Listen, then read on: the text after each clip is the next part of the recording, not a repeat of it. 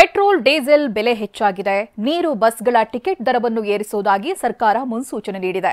ಇದೀಗ ತರಕಾರಿಗಳ ದರವೂ ಸಿಕ್ಕಾಪಟ್ಟೆ ಹೆಚ್ಚಾಗಿದೆ. ಅದರಲ್ಲೂ ಟೊಮ್ಯಾಟೊ ದರ ಶತಕದ ಗಡಿ ದಾಟಿ ಮುನ್ನುಗ್ತಿದೆ.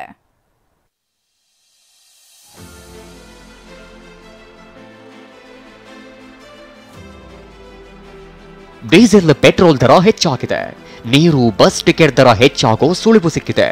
ಇದೇ ದುಬಾರಿ ದುನಿಯಾದಿಂದ ಆಕ್ರೋಶಗೊಂಡಿರೋ ಬಿಜೆಪಿ ದಿನಕ್ಕೊಂದರಂತೆ ಪ್ರತಿಭಟನೆ ಮಾಡ್ತಿದೆ. ಇದರ ನಡುವೆ ತರಕಾರಿ ಬೆಲೆಗಳು ಕೂಡ ಗಗನ ಮುಟ್ಟಿವೆ. ಶತಕದ ಗಡಿ ದಾಟಿದ ಕೆಂಪು ಸುಂದರಿ ಟೊಮ್ಯಾಟೊ.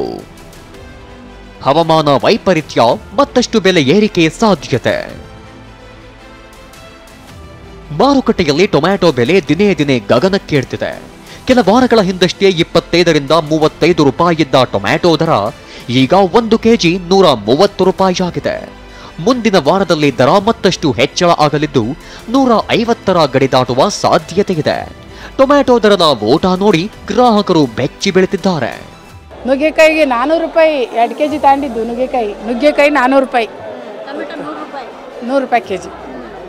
ಎಲ್ಲ ಸಿಕ್ಕಾಪಟ್ಟೆ ರೇಟ್ ಆಗ್ಬಿಟ್ಟது. ಬಟಾಣಿ ಬಂದು 300 ರೂಪಾಯಿ ಕೆಜಿ.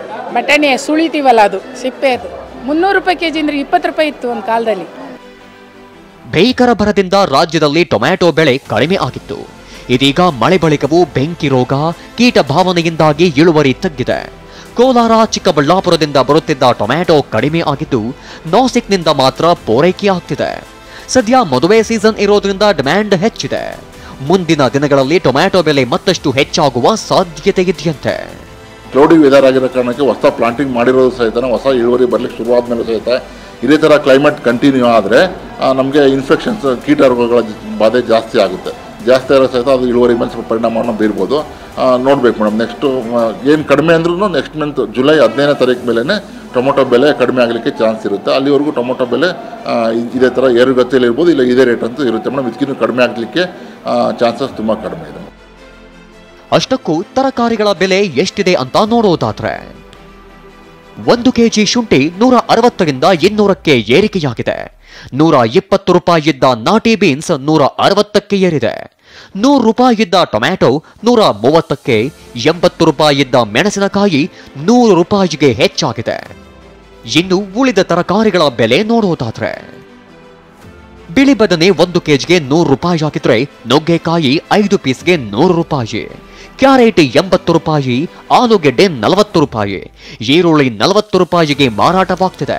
ಕೊತ್ತಂಬರಿ ಸೊಪ್ಪು 1 ಕಟ್ಟು 40 ರೂಪಾಯಿ ಆಗಿದ್ರೆ ಬೆಳ್ಳುಳ್ಳಿ ದರ 220 ರೂಪಾಯಿಗೆ ಏರಿಕೆಯಾಗಿದೆ. ಇನ್ನು ತರಕಾರಿಗಳ ಬೆಲೆ ಜೊತೆಗೆ ಹೂಗಳ ಬೆಲೆಯೂ ಹೆಚ್ಚಾಗ್ತಿದೆ.